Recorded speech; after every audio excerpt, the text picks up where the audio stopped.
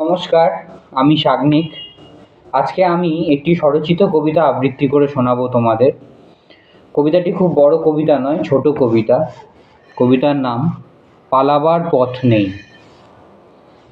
পালাবার পথ নেই আর, তাই নিরন্তর আলোর অনুসন্ধান। এই হলো মানব জীবনের উদ্দেশ্য। মৃত্যু আসবে নীরবে নিভৃতে।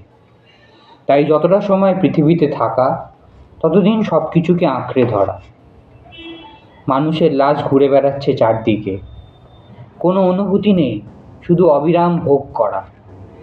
জীবনের সব উপকরণই এখন ভোগের পণ্য, তাই স্রোতে গা ভাসিয়ে দেওয়া নয় সব সময়।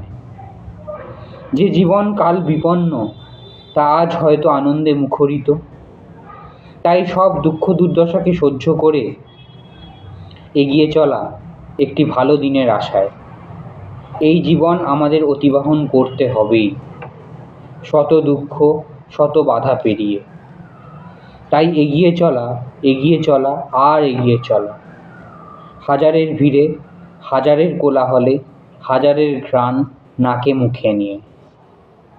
ধন্যবাদ। কেমন লাগলো জানিও।